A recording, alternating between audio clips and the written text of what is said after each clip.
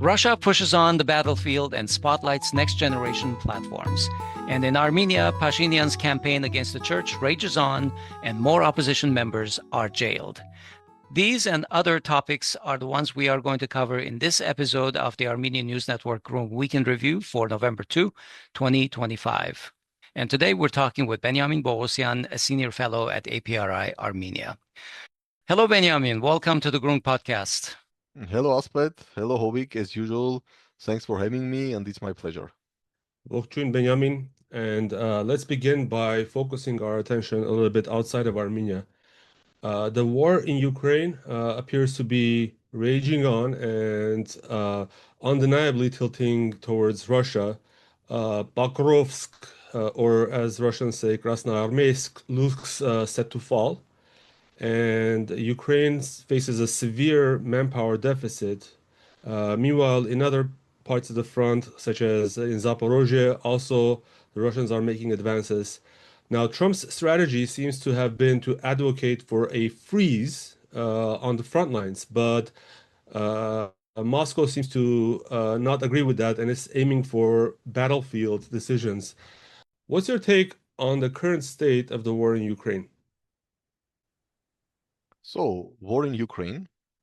This continues for almost 4 years, and unfortunately, no signs that it may stop, despite early in 2025, and especially after Alaska meeting, there were some hopes that probably the war can be stopped. But strategically, I think we have two options here. Either the war is going to be stopped on the current front line without any political decisions, which, as far as I understand, is absolutely not acceptable for Russia, because as even Ukrainian former foreign minister said in its recent paper in one of the famous Western research platform, he said that in this case, we may end up having like Azerbaijani-Armenia scenario. Yes, there will be ceasefire, but the whole territories of Ukraine will continue to be recognized as occupied by Russia. And Ukraine, any moment, will have the right, at least from international legal point of view, to restart the war and take back its occupied territories. He said, like Azerbaijan did in 2020 when he started war, because in 1994, Azerbaijan agreed on ceasefire, but he didn't recognize independence of Nagorno-Karabakh Republic. So, and I think Russia understands it very well, that if you freeze the war along current battle lines without any political agreement, it means simply you are stopping the war for another war which may happen 3 years, 5 years, 10 years from now. And most probably we may assume that the West, NATO, the European Union, probably even the United States, at least after Trump, will continue to pour weapons into Ukraine and prepare Ukraine for another war against Russia. Scenario number one, there is a broader deal. And in this broader deal, at least some territories, which is now controlled by Russia, maybe all, but at least some territories, are legally recognized as part of Russia by Ukraine and by international community, maybe through some UN Security Council resolution. And this kind of deal will bring us back to the 1945 deals, when there were some territorial swaps. For example, part of Germany ended up to become part of Poland, like part of Germany ended up to become part of Soviet Union. But as we see, after 80 years after the Second World War, no one is disputing these borders. So there are these two basic scenarios. And of course, Russia is interested to see scenario number two, while Ukraine, and probably those in the West, who still view the Russia-Ukraine war as a way to weaken Russia, like salami tactics. They are interested in scenario number one, like, let's freeze the war. Again, we will pour weapons in Ukraine and war will start. So it means that either the Ukraine plus the West should force Russia to accept scenario number one, or Russia should force Ukraine and the part of the West at least to accept scenario number two. As of now, why war continues? Because as of now, neither Russia nor Ukraine has a power to force its will upon others. Yes, Russia has gains, but Russia's gains are not like too much strategic, like to spend months and months for example, to taking one city, Pokrovsk, or part of another city, Kupiansk. And again, we are not speaking about cities of 500,000 population, of 1 million population. I think we are speaking about cities less than 100,000 population.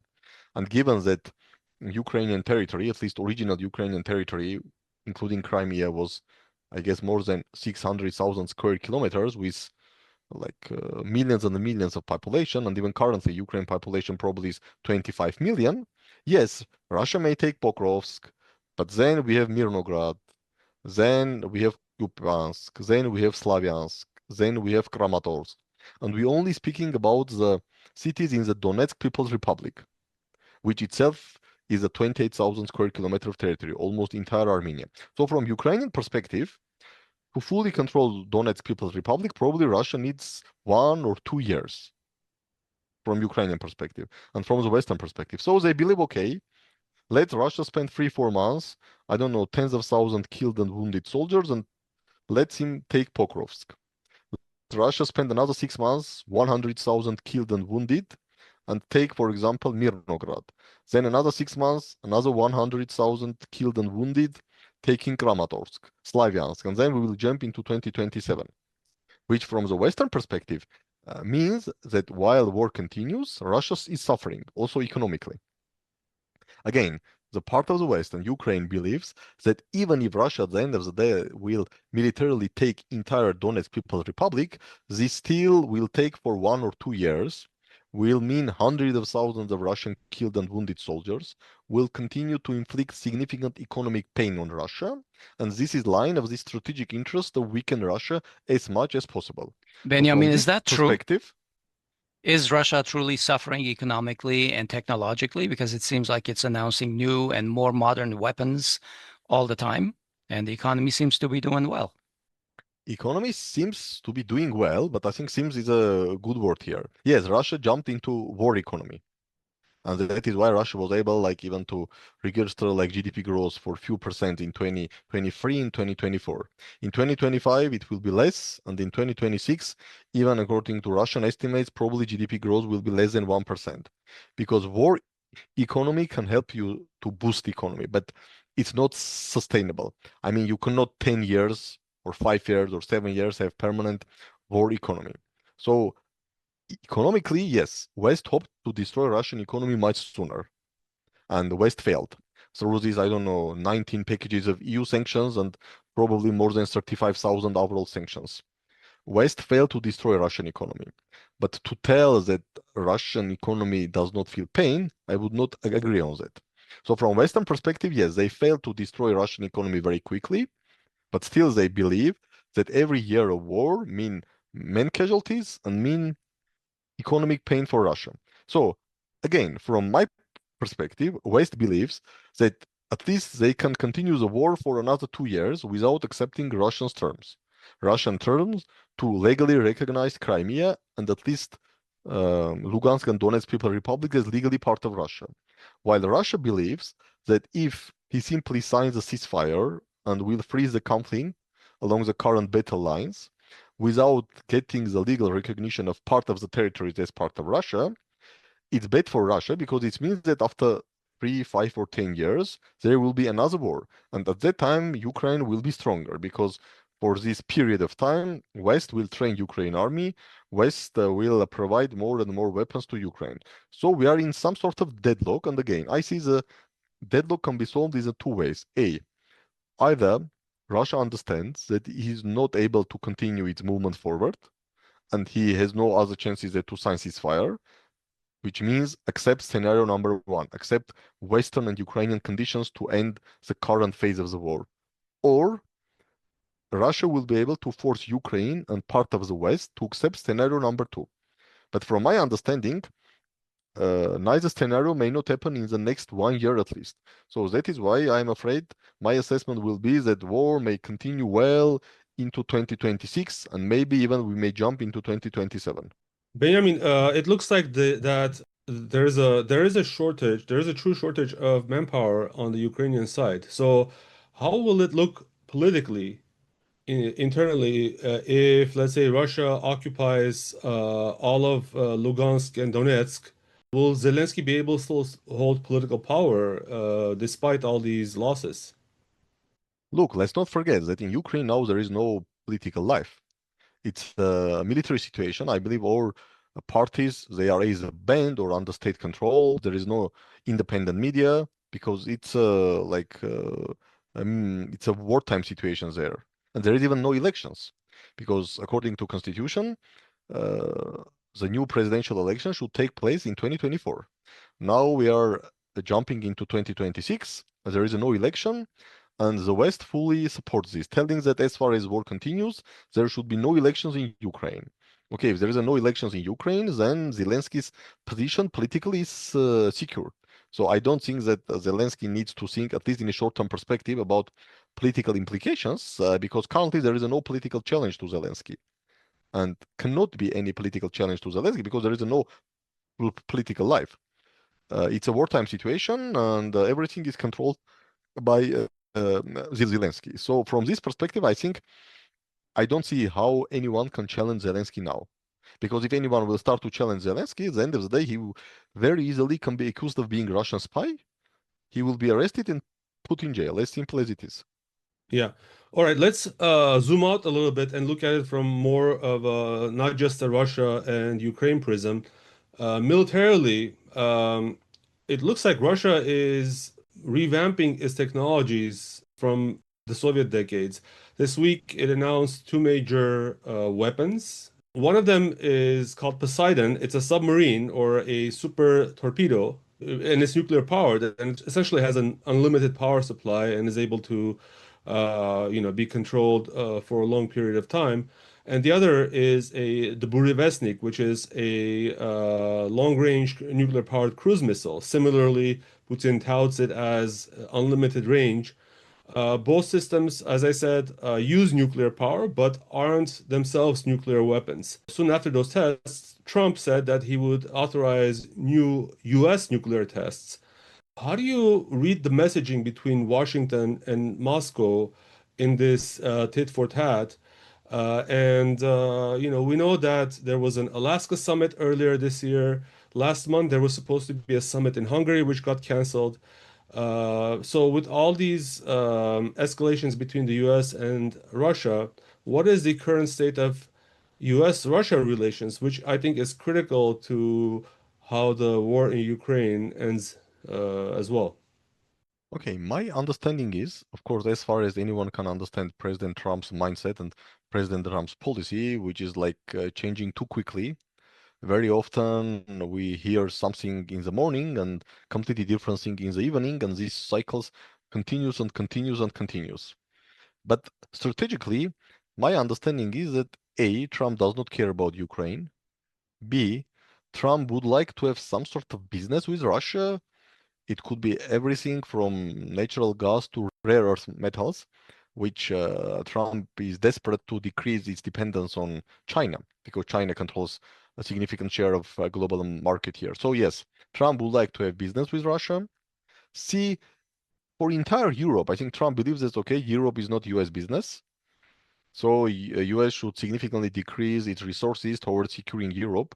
And we already see the decisions have been made, for example, to decrease American military presence in Romania. The same may happen in Baltic states. Poland still safe. Even there are discussions that some troops can be taken from Germany and to be put into the Poland. But in general, we see the decrease of US military presence in Europe. And Trump's key problem, I think, is China or how to secure a US economic or continue US economic hegemony. Because militarily, I think it's clear that as of now, US is a hegemon. Because if you are spending approximately $1 trillion or almost $1 trillion per year on your defense, and Chinese military budget, I think, less than $300 billion, then definitely it's very difficult to China to compete with US militarily. But economically, we see that China is more or less competing with the United States, including in these sensitive technologies like artificial intelligence, I don't know, data science, robotics, etc. So, but this is strategically, okay, I don't care about Ukraine. I don't care about Europe much. I would like to have business with Russia. I am mostly focused on China. So this is strategically, but also we should understand that despite the US is #1 power in the world still. Maybe we passed unipolar moment, but still United States is the #1 power in the world. But still, US is not acting in vacuum. So we saw how Trump tried to somehow come to some understanding with Russia. But at the end of the day, there is a Europe, and Trump simply cannot say, or even if Trump would say that, okay, I don't care about Ukraine, but Europe is ready to continue war to weaken Russia. So at the end of the day, we see that Trump said, okay, guys, if you want to weaken Russia and you are ready to continue the war, then, okay, give me money, I will give you weapons. The current deal is this: Europe paying money to the United States, buying weapons from US, giving it to Ukrainians to kill Russians. I think from Trump's perspective, this is at least not bad. Of course, he would like to have some economic deals with Russia, but again, it's very difficult to have economic deals when war continues. And to be very frank, I don't see that Trump has real leverage to stop the war. Okay, maximum Trump can say, okay, I will not even sell weapons to Europeans. Okay, I don't want even Europeans' money. But first, this is controversial to Trump's business or transactional approach. For example, if Europe is ready to pay billions or tens of billions of dollars to the United States, why say no? But frankly speaking, even if US will stop selling weapons to Europe so that these weapons be delivered to Ukraine, I don't believe this means that Ukraine will be destroyed very quickly. Because at the end of the day, Europe is always starting to ramp up its military production. German companies, Polish companies. So from Trump perspective, yes, if I have no chance, and Trump, I don't think Trump can force Zelensky in Europe to accept Russia's demands. We saw that in Alaska, presumably, Trump and Putin agreed on something which more or less was in line with Russia's view. But then we saw that 3 days later, on August 18, Zelensky and the European leadership went to White House, and effectively Trump was not in a position to force all of them. I mean, a UK Prime Minister, German Chancellor, Prime Minister of Italy, Prime Minister of Poland, and etc., and President Zelensky. Even Trump has no power just to tell, okay, this is Mr. Putin's demand, sign on this because I want this war stopped, because I want business with Russia. Trump cannot do that. So staying on Trump's strategy a little bit, earlier this year, the news cycle suggested that Trump wanted to scale back in the Middle East, freeze the war in Ukraine, and focus on China. Then last week, Trump and President Xi of China met in South Korea, and we're hearing all like glowing remarks and praising of each other. At the same time, U.S. appears to be poised to attack Venezuela. And while these issues are far from Armenia, I think it's important for an Armenian expert to, provide their voice on this. How do you explain the other parts of the Trump's strategy that we didn't yet cover? What is Trump doing in Venezuela, and also how would that affect U.S. priorities in Armenia if Trump gets overextended in Venezuela and other parts of the world?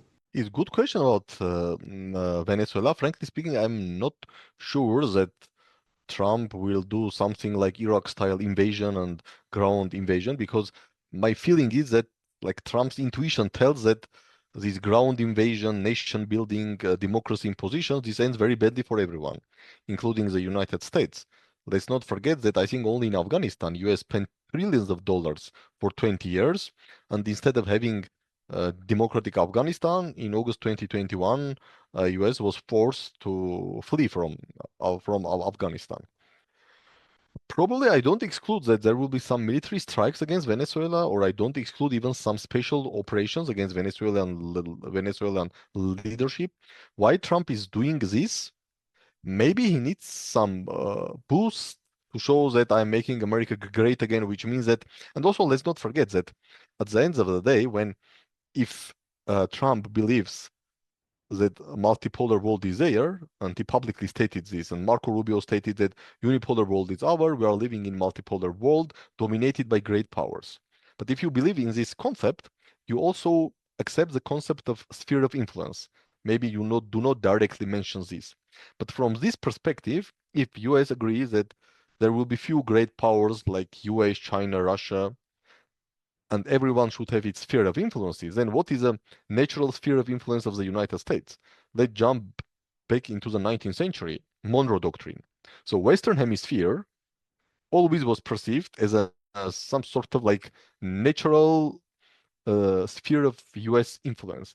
Yes, maybe from Trump perspective, if China may have some sphere of influence in Asia, at least in its immediate neighborhood, like Myanmar, Cambodia, and etc., if Russia may have some sort of sphere of influence in former Soviet space, then US should have sphere of influence in the Western Hemisphere, which means that at least there should be either US friendly or neutral regimes. While we all know that US Venezuela relations are very complicated for last 10 years. Let's remember what happened with this opposition guy Guaido, whom America declared president and did everything to bring Guaido into the presidency. So explanation number one, somehow to boost his image among these MAGA supporters to show that, yes, I make America great again, and we are so strong that we can also impose our will on others, but without ground invasion, without nation building or democracy building. And B, from the perspective of the concept of great power competition, and each great power should have its exclusive sphere of influence or zone of influence, then from this perspective, Trump believes that, okay, if at the end of the day Russia was able to take Ukraine, because Russia believes that Ukraine is a part of its sphere of influence as a former Soviet territory, then US should have the right to take military action against Venezuela, because Venezuela is part of natural sphere influence of the United States. I see this in these two versions. Why Trump may take some military actions against Venezuela, but again, I will be surprised if we will see ground invasion like 2003 Iraq style, and then occupation of Venezuela, deployment of 200,000 American troops, and etc. Simply, I think that Trump will do everything to avoid this. Okay, well, from Venezuela, I'm going to turn our attention to more To one, domestic affairs. From to one Venezuela to observer. Armenia. That's right. Because over the past week, tensions between Pashinyan's regime and the Armenian church have continued to escalate, Benjamin. Yesterday, Sunday, November 2nd, Pashinyan and the civil contract members again attended defrocked priest Stepan Asadrian's Sunday Mass in Hovanavank. And today, Catholicus Garegin's brother and nephew were arrested, allegedly for obstructing an election campaign. For everyone else, of course, this is just a continuing attack to weaken the church and subjugate it to this regime. In contrast to the Pashinyan show in Hovanavank, other churches in Armenia held services on Sunday with a special prayer for the hostages in Baku. And as the church tries to regain control of its properties, especially this Hovanavank issue, the monastery, which has been effectively seized by Pashinyan and his supporters, the regime has stepped up arrests of people in the Catholicus circle of trust, probably in an effort to isolate him and disable him from running the church. There are other Pashinyan cronies like Speaker Alen Simonian who are busy justifying why Azerbaijani demands for changes of the Armenian constitution are justified, why it has a right to demand extraterritorial corridors through Armenia, and why it continues to hold Armenian hostages in Baku. This is the Armenian speaker who's justifying Azerbaijani intransigence. There's so much noise out there in the news. Which of these stories is really important? Which ones are just chaff? Which ones are just noise, Benjamin? We're referring to the church-state conflict and also the state justification of Azerbaijani demands. Are both of these important news, or are we trying to make sure that people don't really know what's going on? I would agree that there is like too much information noise in Armenia. I would assume maybe in entire world due to this digital technologies, like every person has a smartphone, and in smartphone every day you can receive like not even gigabytes, I'm afraid terabytes of information. So we all are under the constant bombardment of information, like 24/7 news cycle. And we should understand that for every person who have to sleep at least 7 hours per day, has his personal life, has his family life, personal problems, family problems, or whatever problems, it's very difficult. And being constantly under information attack, it's very difficult to understand what is really going on, who is right, who is wrong, because you constantly about the same issue, you are hearing hundreds or thousands controversial issues. Someone is telling, okay, this issue, this is A, this is B, this is C, and ordinary people, I would say even experts, sometimes you are overwhelmed and your brain just sometimes says, okay, let's stop because I cannot like digest all this information. And if experts are in this situation, whose professional job is or to follow and try to understand what's happening on and analyze, we can understand how complicated this is for ordinary citizens who are teachers, engineers, I don't know, IT specialists, taxi drivers, doctors, or etc. But regarding the situation on church, my understanding is this, that first, the government, especially ahead of June 2026 elections, would like to control any institution which more or less has authority and also some power, at least moral power, in Armenia. And we all understand that Armenian Apostolic Church, regardless who perceives how church activities or church leadership activities, Armenian Apostolic Church is a formidable power with its astonishing 1,700 years of history and its role to support Armenian identity not only inside Armenia but also outside Armenia. And as I think we discussed once in one of one of the shows, that the fact that Armenians kept their identity while having no state for centuries, this was mostly due to the church. This is my belief that if no Armenian Apostolic Church, I'm afraid most probably we will have few Armenians now. Mostly Armenians will be assimilated in Europe, in Russia, I don't know, in India, in United States, and etc. So Armenian Apostolic Church is a significant power. Its structure, it's has presence in Armenia and almost in all over the world, everywhere when there is a more or less organized Armenian diaspora. And my understanding is that the government would like to control this institution. Do you believe that this drive to control the institution is purely an election 2026 issue, or do you believe that they're externally instigated or mandated even on this government? I'm not sure about externally mandated, but I don't think this is only election related, because we also see that the current government has launched some sort of identity engineering process or social engineering. Right, this whole real process. Armenia business Yes, that the real Pashinyan has Armenia started. with historical Armenia. So this is a government attempt to I'm surprised he change hasn't initiated a real church. Okay, maybe this will Well, happen. he has, I mean, effectively.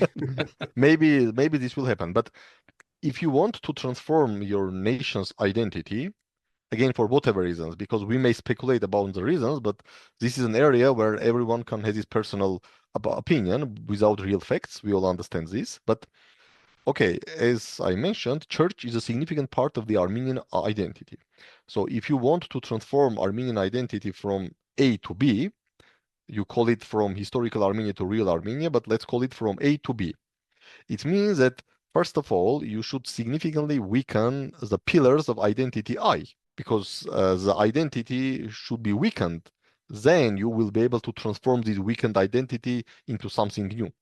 So from this perspective, I think the fight against the Armenian Apostolic Church, A, it's related with upcoming elections, of course, but B, it also related to this social engineering or identity engineering policy of the government. Like, let's create a new Armenian nation. But again, to create new Armenian nation, first you should significantly weaken the pillars which form the so-called old or previous Armenian nation.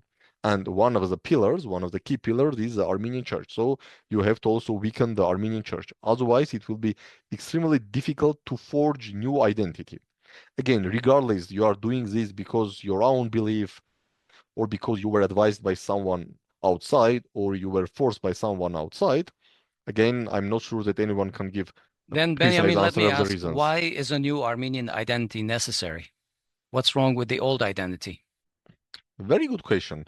Very good question. Okay, for me, all this talk about real Armenia vs historical Armenia is a really strange one, and also talks about Fourth Republic, because like if we speak about numbers, then it means that what, like every new government can come and say, okay, I'm establishing Fifth Republic, Sixth Republic, Seventh Republic. We may end up with a very strange situation. But if you look what is government doing, and if you try to analyze the speeches of the leadership, including prime minister, they are telling that the old Armenian identity was shaped, or one of the pillars of old Armenian identity was like animosity or hatred or negative memories about Turkey and Azerbaijan.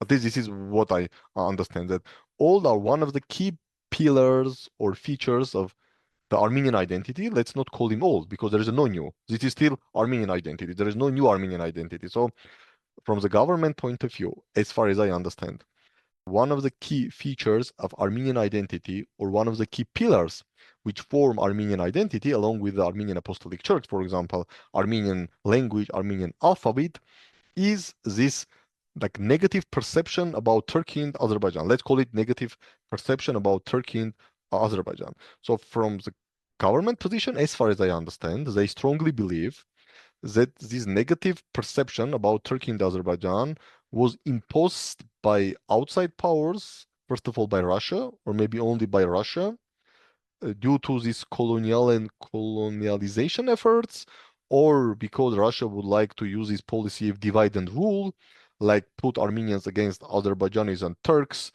or Azerbaijanis and Turks against Armenians, and to rule. And this is my understanding. So from their perspective, this negative perception of Azerbaijanis and Turks, this was imposed on Armenians by outside forces to serve outside powers' interests. So we need to change this identity or create new identity when there will be less or zero negative perception of Turkey and Azerbaijan to be able to overcome this colonial imposed identities. This is what I understand when I try to analyze the leadership speeches, and I think you also I mean, follow them. is that a genuine position? Because I mean, anyone can see that Armenian identity does not evolve in a vacuum, and Armenians have been massacred and genocided by Turkey. So I personally think that any assertion that this anti-Turkish feeling was instigated by the KGB is ridiculous at its face value to begin with. So I think when we state that this is the perception of the Armenian government, I think we also have to qualify, does the Armenian government itself believe this, or is this a propaganda line? Because that raises a whole set of new questions. Because if the Armenian government itself is just towing this propaganda narrative without really believing in it, which I firmly believe, then is doing it for other reasons than just, sort of innate belief and trying to bring peace. Because I think that there's a lot of artificial aspects in all of these narratives that we're seeing. When we speak about Russia, and here probably I can speak also as a person who graduated from history faculty of Yerevan State University. Of course, all great powers, they are exploiting, they have exploited, they exploit and will exploit different perceptions among different nations. Here is a fact. And of course, both Russia, but also not Russia, also other great powers. Let's look at previously and Wilsonian also Armenia. now, yes, what was they that? definitely they will exploit the conflicts or perceptions. So I think if we want to come as closer to the truth as is possible while we are discussing historical and identity issues, which at the end of the day they are subjective per se, but I would say that Russian Empire, then Soviet Russia, along with other great powers, not only Russian Empire and Soviet Russia, along with other great powers, exploited this negative perception about Turkey and Azerbaijan for their state interest, which is quite normal in geopolitical world. But I fully agree that to say that this negative perception against Ottoman Turkey, against Turks and Azerbaijanis were artificially infused or injected into Armenians, to argue this, it means like to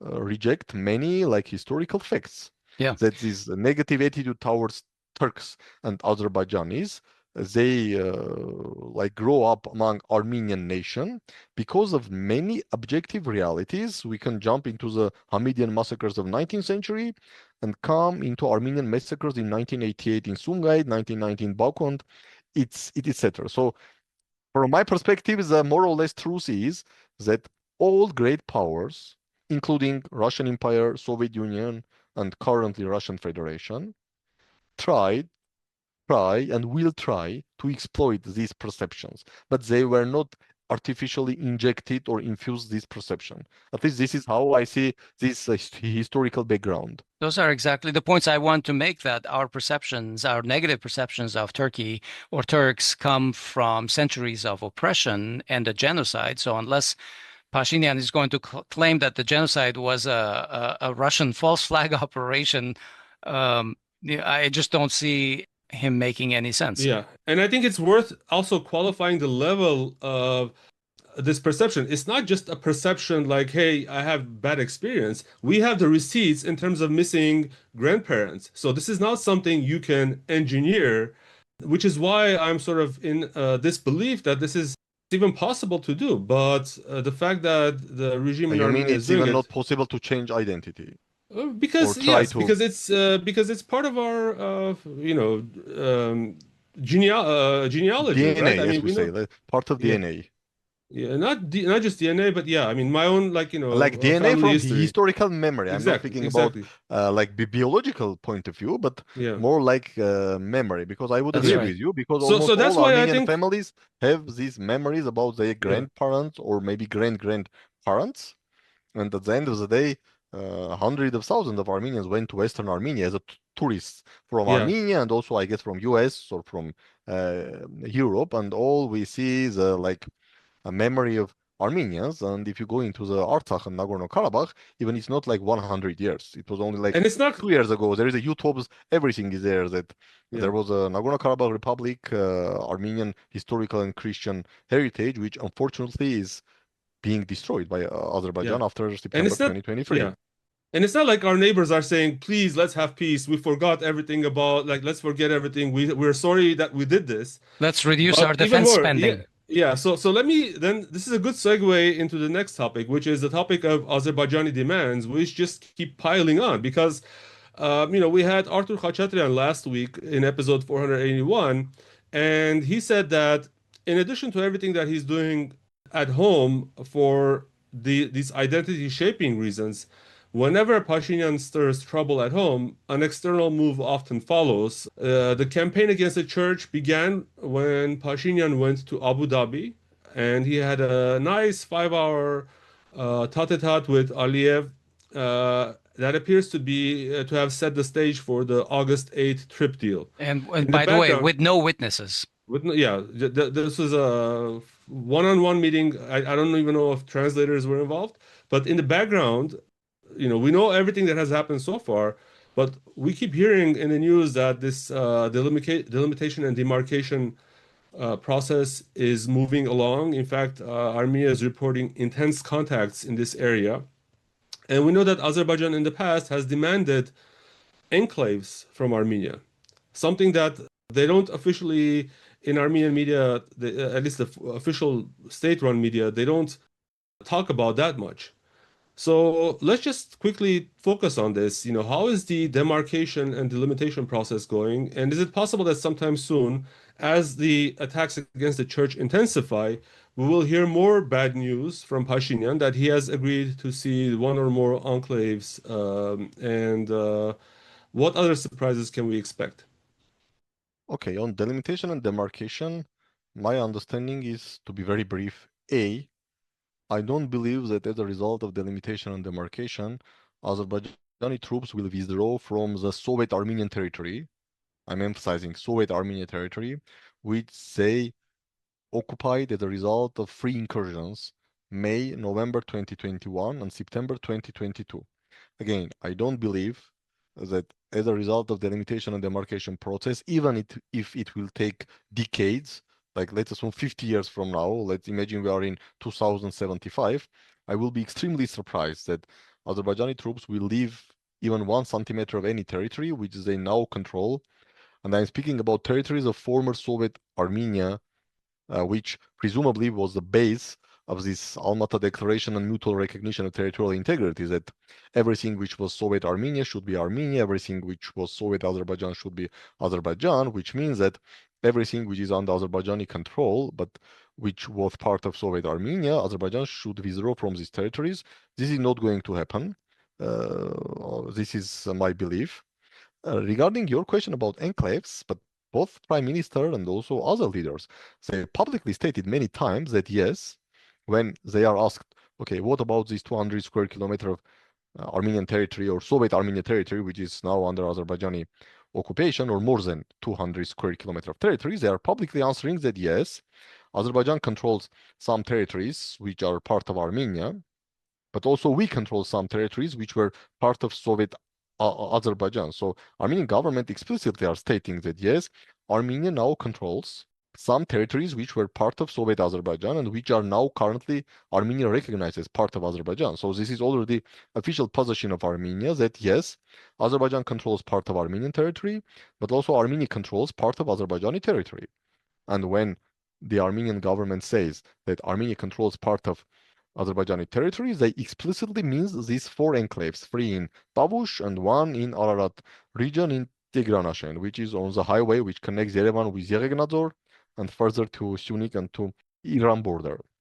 What may happen with these enclaves? I don't know.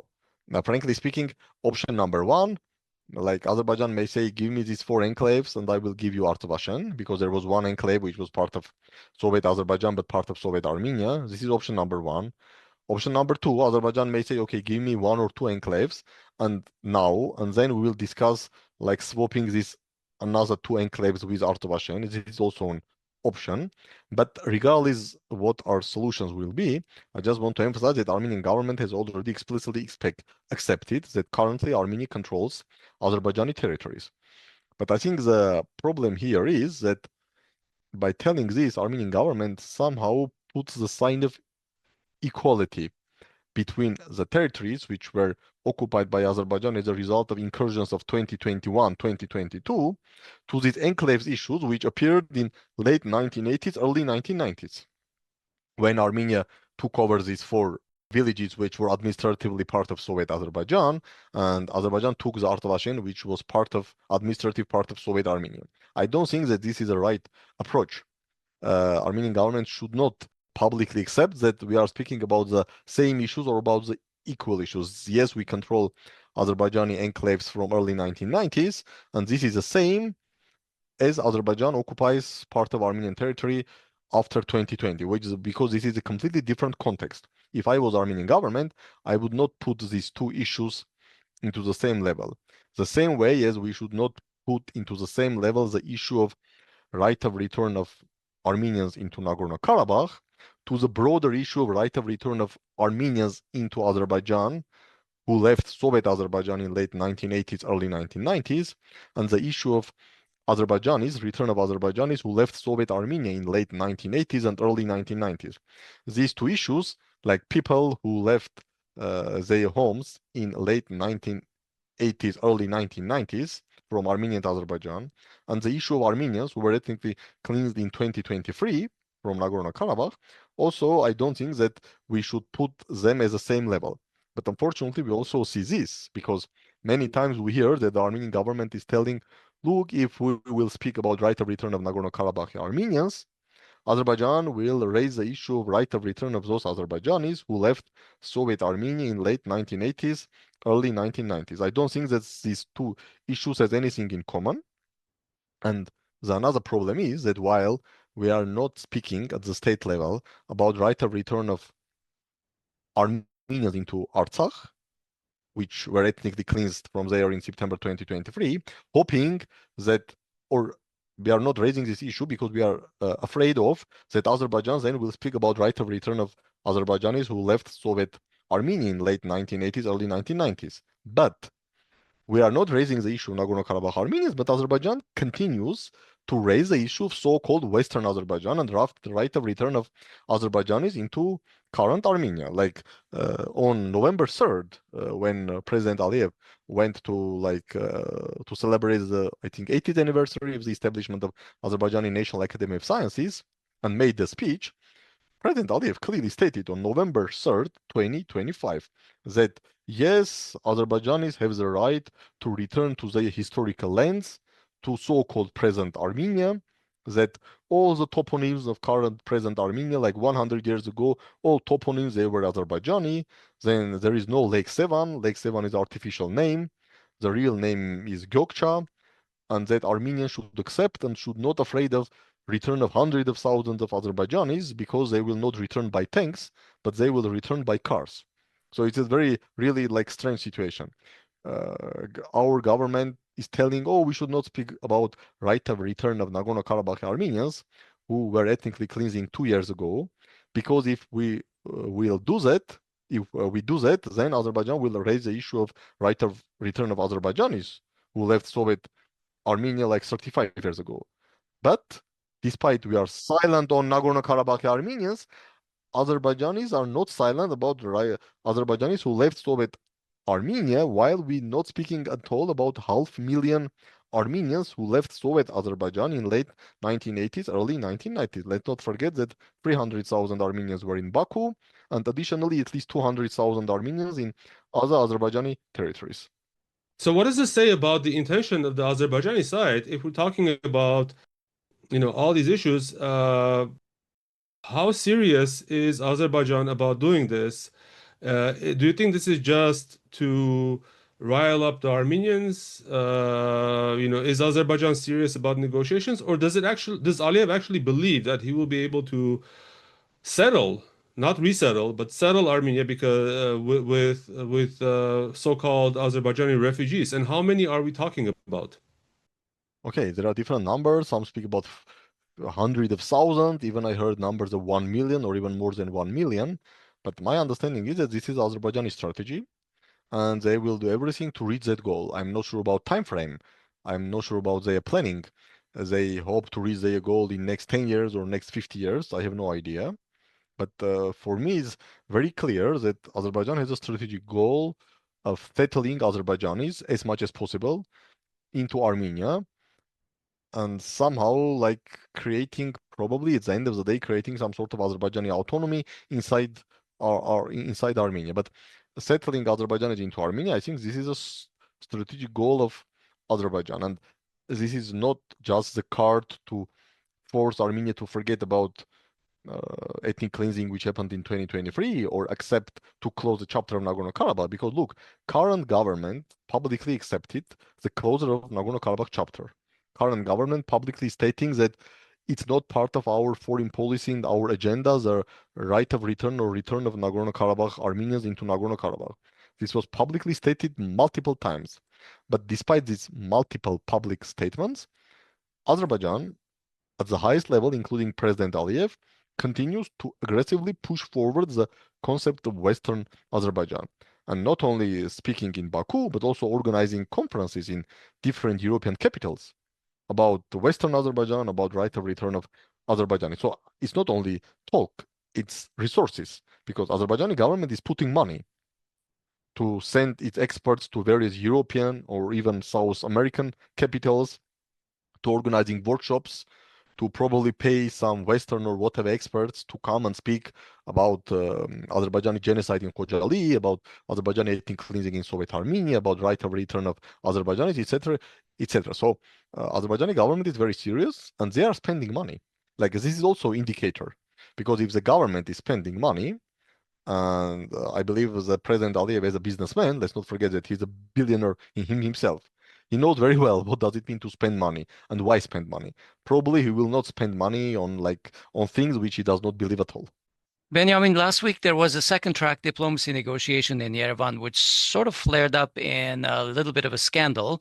One of the participants in this forum was an employee of Aliyev-funded fake so-called eco-activists who participated in the 9-month blockade of Artsakh, starving Artsakh Armenians. In the past, you have occasionally participated in second track diplomacies and fora outside of Armenia. Were you aware of this, and did you participate? Who took part in it? What have you heard about this? No, I was not aware of it. I know about it by the press release. I think it was issued on October 20 or October 21, that for 2 days there will be Azerbaijani experts, civil society organization representatives coming to Armenia. And then we saw this special Azerbaijani, I think it was like charter flight, this Azerbaijani airplane landing in Armenia, and then I saw from media the photos of the participants, and also I think there was a meeting with Secretary of Security Council. And I believe on November 3rd, Secretary of Security Council, while taking part in some conference in Brussels, he stated that very soon also like Armenian experts or representatives of the Armenian civil society organizations will go to Baku, and these like visits will continue. Like they will meet not only in like Tbilisi or in European capitals, but also in Yerevan and Baku. I was not aware of it, but two things about this.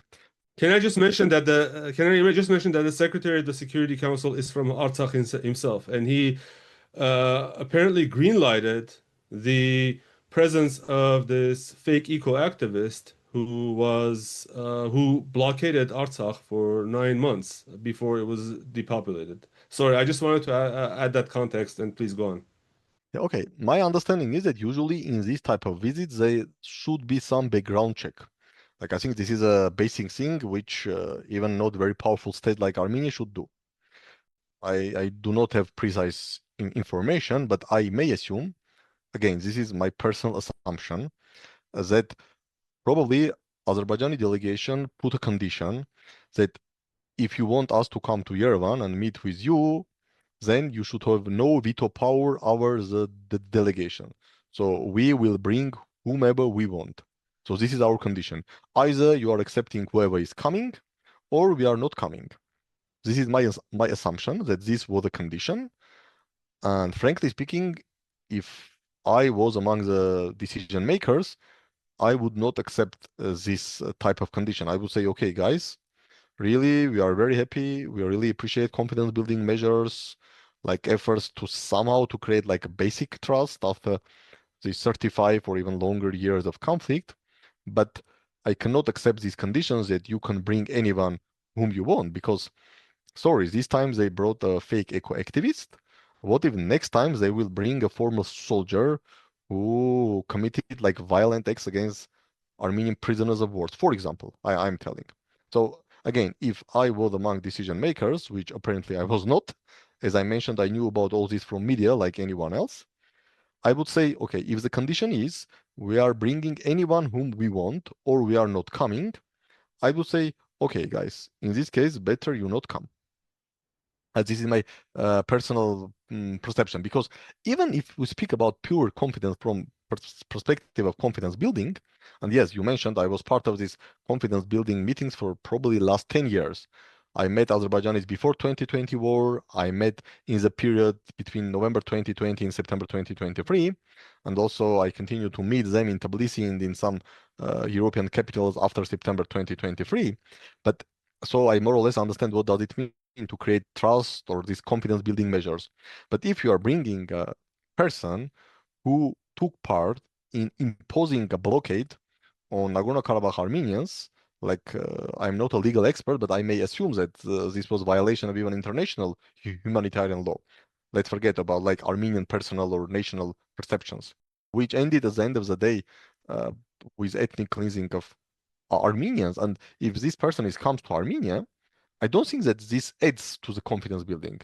I'm afraid this even has a negative impact, because what ordinary citizen, because confidence building measures is not about experts. Experts are a very small number of people. Yeah. Like we live in our bubble. I would say that maximum 15 names, Armenians and Azerbaijanis who are meeting each other more or less regularly. I can name all 15 Armenians, I can name all 15 Azerbaijanis, and probably now I can name like probably 50 meetings which happened only in last 1 year. So this confidence building is not about ourselves, because we know each other, we try to better understand each other's position and etc. Confidence building is for wider society. And frankly speaking, I have great doubts that wider society, while watching this lady coming to Yerevan and meeting high-level Armenian officials, will get some more confidence or trust toward Azerbaijanis. That's right. I agree with you. And I think many of those eco-activists were found to be employees of their foreign ministry, their spy agencies and such. So Yes, or at it least sort of left for proves the them. point that such a person would come and meet with the chair of the National Security Committee. Or Secretary of Security Council. That's what I meant to say. Sorry. Okay. Well, that's all the time we have for our topics. I'd like to ask each of you if there is something you'd like to share with the listeners that's on your mind. Benjamin, what's on your mind? I think we, I mean, like Armenian nation or politically active part, should be very careful, especially after August 2025, because at the end of the day, we have both opportunities and challenges, but we should be very careful and concentrated, and not to jump into some false, like wishful thinking, to understand the situation in real terms and to see what are the challenges, what are the threats, and what we can do at least to decrease the level of threats. Okay. Hovik, something on your mind? So I've been meaning to, I have deliberately not talked about this publicly, but I think that the issue can no longer be kept in the bag. You know, I'm reading this press release from the Jerusalem Patriarchate, and I'm glad to hear that at least Archbishop Nurhan Manukyan is fully supporting the Catholicos of all Armenians in the face of all these persecutions. You know, we'll leave aside everything else happening in the Jerusalem Patriarchate and how we got in that mess to begin with, but at least this is a welcome position, in my opinion.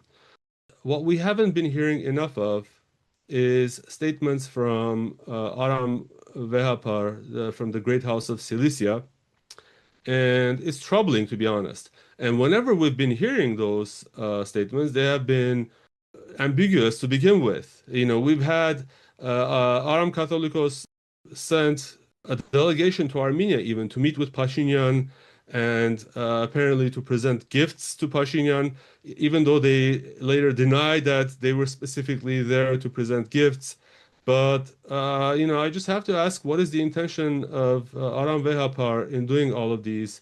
And it really sends the wrong message. And I hope that our compatriots who are, you know, attending the Antelias Church, the Antelias wing of the Armenian Church, can, you know, raise this issue with the Vehapar, because in the end, this attack is not going to be isolated against the Catholicos in Yerevan, but against the entire Armenian identity, including that which is promulgated by the Great House of Cilicia.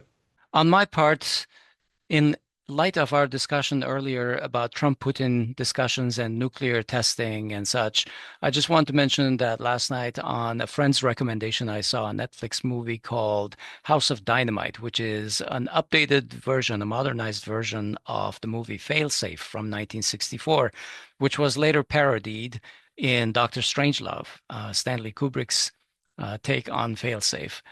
It's an interesting movie, which shows how close we can come to the brink of a nuclear holocaust and how fragile peace is in the world. Okay. Thank you, Benjamin, for joining us today. We appreciate your time and your insight. Thank you, Asbed. Thank you, Hovik. Thanks for having me. Always pleasure. Thank you. Okay, that was our Weekend Review show recorded on November 3rd, 2025. We've been talking with Benyamin Poghosyan, who is a senior fellow at APRI Armenia.